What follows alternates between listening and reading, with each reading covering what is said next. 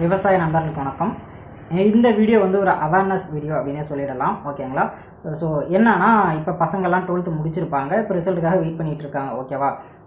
இந்த வீடியோ வந்து அப்படி இருக்கக்கூடிய பசங்கள் 12th முடிச்சிட்டு இருக்கக்கூடிய பசங்களுக்கு நிறையா பேருக்கு ஷேர் பண்ணுங்கள். உங்கள் அப்பா அம்மாவுக்கு நிறையா பேருக்கு ஷேர் பண்ணுங்கள்.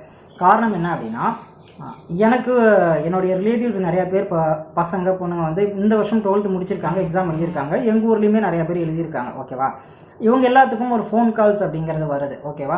என்ன ஃபோன் கால் அப்படின்னா, உங்கள் பையனோ பொண்ணோ இந்த ஸ்கூலில் படித்தாங்களா? ஆமாம், படித்தாங்க. ஸோ நீங்கள் வந்து ஸ்காலர்ஷிப், ஃபஸ்ட் கிராஜுவேட் ஸ்காலர்ஷிப்பாக இருக்கட்டும், காலேஜ் ஸ்காலர்ஷிப்பாக இருக்கட்டும், அதுக்கு வந்து நாங்கள் இப்போ பதிவு பண்ணி கொடுத்துக்கிட்டு இருக்கோம், வந்து பதிவு பண்ணிக்கிட்டு போங்க அப்படின்னு சொல்லி ஒரு ஃபோன் கால் வருதான். ஓகேங்களா? அதை கேட்டு நிறைய பெற்றோர்கள் என்ன பண்ணிட்டாங்கன்னா, நேராக வந்து அவங்க எங்கே சொல்கிறாங்களோ அந்த இடத்துக்கு போய் அவங்க என்ன கேட்குறாங்களோ அதையெல்லாம் கொடுத்துட்டு வந்துடுறாங்க. ஆனால் உண்மையிலே இதற்கு பின்னாடி என்ன இருக்குது அப்படிங்கிறத அந்த ஸ்கூலில் படிக்கிற பசங்களுக்கும் தெரிய மாட்டேங்குது, அந்த பேரண்ட்ஸ்க்கும் தெரிய மாட்டேங்குது. அவ்வளோ தூரம் ஸ்டாஃப் சொல்லி கொடுத்துருக்காங்க, அட்லீஸ்ட் இதுமாரி சொல்கிறாங்கன்னு சொல்லி அந்த ஸ்டாஃபுக்குமே எந்த ஒரு பசங்களும் ஃபோன் பண்ணி கேட்குறதும் கிடையாது. இது பின்னாடி என்ன அப்படின்னா, இது ஃபுல் அண்ட் ஃபுல் வந்து பார்த்திங்கன்னா காலேஜ் கன்சல்டன்சின்னு சொல்லுவாங்க. ஓகேவா? இந்த விஷயம் அதிகமாக நான் கேள்விப்பட்ட ஏரியாக்கள் என்னன்னா, தலைவாசல், ஆத்தூர், வீரகனூர், இந்த சரௌண்டிங், சேலம் மாவட்டத்துக்குள்ளே இந்த ஒரு சரௌண்டிங்கில் நான் இருக்கிறதுனால மேபி எனக்கு இந்த ஒரு விஷயம் அதிகமாக தெரியுதா என்னன்னு தெரியல.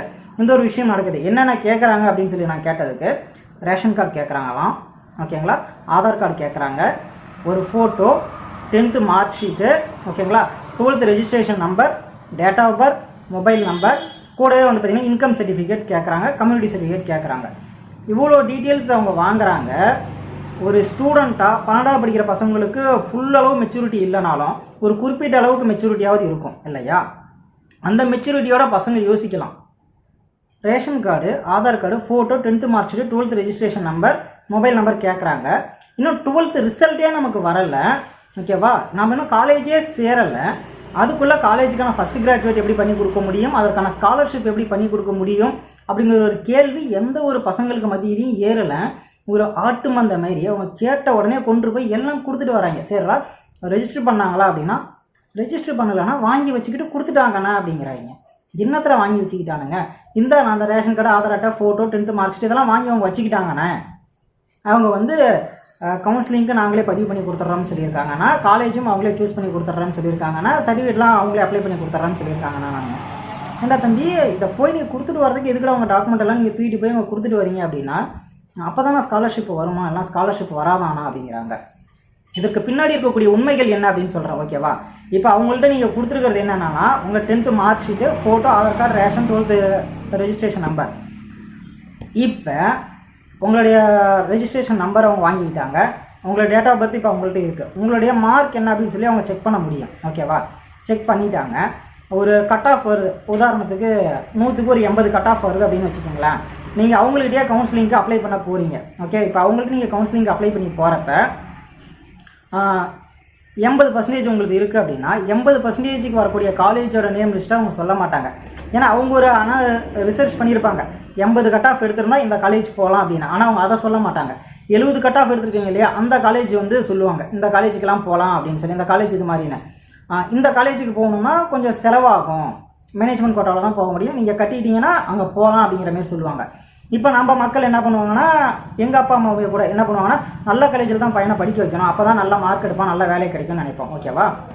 ஸோ இப்போ அந்த காலேஜில் படிக்க வைக்கணும்னா என்ன பண்ணுவாங்க, மேனேஜ்மெண்ட் கோட்டாவில் தான் போகணும், ஒரு 50,000 1 லட்சம் மேனேஜ்மெண்ட்டுக்கு பணம் கட்டுற மாதிரி இருக்கும் அப்படின்னாங்க.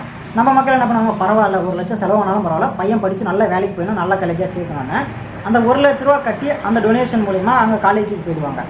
இப்போ அங்கே போனதுக்கப்புறம் இந்த கன்சல்டன்சி மூலயமா போகிறாங்க இல்லையா, அந்த கன்சல்டன்சியோட ரெஃபரன்ஸில் அங்கே போயிடுவாங்க. அவங்க அங்கே மேனேஜ்மெண்ட்டில் அட்மிஷன் போட்ட உடனே அங்கேருந்து இவங்களுக்கு ஒரு 10,000 15,000 இவங்களுக்கு யார் மூலயமா போனீங்களோ அவங்களுக்கு ஒரு கமிஷனாக வந்து சேர்ந்துடும். இது வந்து நடந்துகிட்டு இருக்கக்கூடிய ஒரு விஷயங்கள். இது நிறையா பெற்றோர்களுக்கோ பசங்களுக்கோ வந்து பார்த்திங்கன்னா அவேர்னஸ் இல்லாத போயிடுது. உண்மையிலேயே நாம் வாங்கின கட் ஆஃப்க்கு இந்த காலேஜ் தான் கிடைக்குமோ, இதை விட நல்ல காலேஜ் கிடைக்காதோ அப்படிங்கிற மாதிரியான ஒரு நிலைமை இருக்குது. இந்த இது வந்து பார்த்திங்கன்னா சிட்டியில் இருக்க பசங்க எல்லாத்துக்குமே ஓரளவுக்கு அவேர்னஸ் அப்படிங்கிறது இருக்குது. கிராமப்புறத்தில் இருக்கக்கூடிய நண்பர்களுக்கு நிறையா பேருக்கு அவேர்னஸ் அப்படிங்கிறதே கிடையாது. ஈவன் சிட்டியில் கூட இந்த பிரச்சனைகள் இருந்துகிட்டு தான் இருக்குது. ஏன்னா ஆத்தூர் மாதிரியான ஒரு சிட்டியில் இப்படி ஒரு விஷயம் பண்ணிகிட்டு இருக்காங்க அப்படிங்கும் போது ரொம்ப ஆச்சரியமாக இருக்குது. ஸோ இதுமாரி இந்த சுற்றுவட்டார பகுதிகளில் இதுமாரி நடந்துகிட்டு இருக்கு. அதில் எனக்கு ஒரு கேள்வி என்னன்னா, எல்லா பசங்களுடைய காண்டாக்ட் நம்பரும் போயிருக்கு. எப்படி போயிருக்கும், பசங்களோட பேர் என்ன, ஸ்கூல் படித்தாங்க அப்படிங்கிறது முதல் கொண்டு, காண்டாக்ட் நம்பர் முதல் கொண்டு அந்த சென்டர்ஸ் எல்லாத்துக்குமே போயிருக்காங்க. ஓகேவா? நான் அதெல்லாம் பேர் சொல்ல விரும்பலை, எந்த சென்டர் எந்த ஸ்கூல் அப்படின்னு சொல்லி பேர் சொல்லலாம் நான் விரும்ப கிடையாது. அதை சொல்லி நான் மாட்டிக்க விரும்பலை. ஓகேவா? பிரச்சனைகள்லாம் வரும், இதில் எனக்கு நல்லா தெரியும். ஸோ இப்படியெல்லாம் போகுது. எப்படி இந்த காண்டாக்ட்லாம் வெளியே லீக் ஆகுது, யார் மூலயமா போகுது, எப்படி எதுக்காக இதையெல்லாம் பண்ணுறாங்க, இப்படி ஒரு விஷயம் நடக்குது அப்படின்னு நிறைய பெற்றோர்களுக்கு தெரிய மாட்டேங்குது. ஈவன் எனக்கு தெரிஞ்சு ஸ்கூல் டாப்பர் அப்படின்னு சொல்லப்படக்கூடிய ஒரு பொண்ணே இந்த விஷயத்தில் போய் பண்ணிட்டு வந்திருக்கு. நிறைய விஷயங்கள் இதுமாரி நடக்குது. எனக்கு ரொம்ப கஷ்டமாக இருக்குது. நீங்கள் நினைக்கிறீங்க நம்ம இதை ஜெராக்ஸ் தானே கொடுத்துட்டு வந்திருக்கோம் அப்படின்னு. உங்களுக்கு சிம்பிளாக ஒரு விஷயம் சொல்கிறேன். உங்கள்கிட்ட வாங்கக்கூடிய டேட்டாவில் என்ன பண்ண முடியும் அப்படின்னு சொல்கிறேன். நீங்கள் என்ன கொடுத்துட்டு வந்திருக்கீங்க, உங்களுடைய ஆதார் கார்டு கொடுத்துட்டு வந்திருக்கீங்க, ஒரு ஃபோட்டோ கொடுத்துட்டு வந்திருக்கீங்க, 10th மார்க் ஷீட் கொடுத்துட்டு வந்திருக்கீங்க, ரேஷன் கார்டு கொடுத்துட்டு வந்திருக்கீங்க. ஓகேவா? உதாரணத்துக்கு பேன் கார்டு எடுத்துக்கணும். பேன் கார்டு அப்ளை பண்ண தேவையான பேசிக்கான டாக்குமெண்ட் என்ன தெரியுமா? Aadhaar card, photo, 2 photo. நீங்கள் ஆல்ரெடி ஒரு ஃபோட்டோ கொடுத்துருங்க, அதை வச்சு அவங்க எத்தனை ஃபோட்டோ வேணாலும் எடுத்துக்கலாம். அப்போ அவங்க ஃபோட்டோ அங்கே 2 ஃபோட்டோ அவங்களுக்கு தேவையானது கிடச்சிருச்சு. அடுத்து 10th மார்க் ஷீட் இல்லை டிசி ஏதாச்சும் ஒன்று தான் உங்களுக்கு தேவை. ஓகேவா? மார்க் ஷீட் வந்து உங்களோட டேட் ஆஃப் பர்த்தை வேலிடேட் பண்ணோம், உங்களுடைய பேரை வேலிடேட் பண்ணோம். இப்போ ஒரு பேன் கார்டு எடுக்கிறதுக்கு தேவையான எல்லா டாக்குமெண்ட்டும் இந்த இடத்துல கிடச்சிருச்சு அவங்களுக்கு. ஓகேவா? டாக்குமெண்ட் இந்த இடத்துல கிடச்சி பேன் கார்டை வச்சு ஓட்டு ஐடி பண்ணலாம். அதுக்கப்புறம் எந்த டாக்குமெண்ட்னாலும் நீங்கள் பண்ணிக்கிட்டே போகலாம், பிரச்சனை கிடையாது. ஓகேவா? ஸோ ஒரு சின்ன கேப் போயிட்டேன்டா. ஸோ இதையெல்லாம் மட்டும் இல்லாமல் இன்னும் நிறையா விஷயங்கள் நீங்கள் கொடுக்குற ப்ரூஃப் வச்சு பண்ணிக்க முடியும் அவங்களால. இன்றைக்கி ஆதார் கார்டில் ஃபோன் நம்பர் மாற்றுறதுக்கு அதுக்கு நிறையா விஷயங்கள் இருக்குது. அவங்க ஃபோர்ஜரி பண்ணணும்னு முடிவு பண்ணிட்டாங்கன்னா அவங்க டேட்டாவை வச்சு எப்படி வேணாலுமே ஃபோர்ஜரி பண்ணலாம். நீங்கள் மார்க் ஷீட் கொடுத்துருக்குறீங்க, அதாவது இதெல்லாம் கொடுக்கவே கூடாது. இந்த ஒரு விஷயத்தை முன்னே 12th ஸ்டூடெண்ட்ஸ் புரிஞ்சுக்கிங்க. பேசிக்காக ஒரு விஷயம் என்னன்னா, உனக்கு இன்னும் 12th மார்க் ஷீட் வரலை. ஓகேவா? 12th மார்க் ஷீட் வரதுக்கு முன்னாடி உனக்கு எப்படி ஃபஸ்ட் கிராஜுவேட் பண்ணி கொடுக்க முடியும், எப்படி ஸ்காலர்ஷிப் ரெடி பண்ண கொடுக்க முடியும், எந்த காலேஜ் சேர்றனே தெரியாத எப்படி ஸ்காலர்ஷிப் பண்ண முடியும்? நீ பேங்க்கில் லோனுக்கு ப்ராசஸ் பண்ணி போய் ஸ்காலர்ஷிப்புக்கு போனால் கூட போனாஃபிட் சர்டிஃபிகேட் கேட்பாங்க. எந்த காலேஜ்னு தெரியாது, எப்படி போடுவீங்க? ஸோ இந்த பேசிக்கான ஒரு சில விஷயங்கள் இல்லாதையே பசங்க வந்து அவங்க பாட்டில் போய் தாரையாக கொடுத்துக்கிட்டு இருக்காங்க. ரொம்ப கஷ்டமாக இருக்குது. இது வந்து இந்த ஏரியாக்களில் மட்டும்தான் நடக்குதா, இல்லை உங்கள் ஏரியாக்கள்லையும் நடக்குதா அப்படிங்கிறத கொஞ்சம் கீழே கமெண்ட் செக்ஷனில் சொல்லுங்கள். முக்கியமான விஷயம், எனக்கு தெரிஞ்ச ஒரு சிலர்லாம் கேட்டேன். நான் ஸ்கூலில் ஒர்க் பண்ணுறவங்க, 12th கிளாஸ் இருக்கிறவங்க நிறைய பேரை கேட்டேன். இல்லைக்குன்னு இது மாதிரி பசங்க யாருமே இது வரைக்கும் எங்களுக்கு ஃபோன் பண்ணி சொல்ல கிடையாது, இப்படி பண்ணிகிட்டு இருக்காங்கன்னு சொல்லி எங்களுக்கு ஃபோன் பண்ணி சொல்ல கிடையாது. அவங்க வந்து கன்சல்டன்சி மாரி பண்ணிக்கிட்டு இருக்காங்க. பசங்க யாராச்சும் சொன்னால் தான் நம்ம எதுவுமே கேட்க முடியும். பசங்க யாருமே நமக்கு ஃபோன் பண்ணி இது மாதிரி இருக்குதுன்னே சொல்ல மாட்டாங்கிறாங்க அப்படின்னு சொல்கிறாங்க. அண்ட் இதையும் கேட்டேன், இதுமாரி 12th ரிசல்ட் வரதுக்கு முன்னாடியே ஸ்காலர்ஷிப்லாம் அப்ளை பண்ண முடியுமா அப்படின்னா, ஏன்னா நீ படித்த பையன் தானடா, 10th மார்க் ஷீட் வச்சு அப்புறம் ஸ்காலர்ஷிப்லாம் அப்ளை பண்ண முடியும். 12th முடிச்சு அந்த ரிசல்ட் வந்ததாண்டா நீ ஸ்காலர்ஷிப் கவுன்சிலிங் எதுவுமே பண்ண முடியும் அப்படின்னாங்க.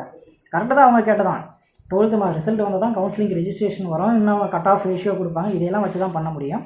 ஆனால் இப்படி நடந்துக்கிட்டு இருக்குது. ஸோ இந்த ஒரு விஷயம் வந்து நம்ம செக் பண்ணியே ஆகணும் கண்டிப்பாக.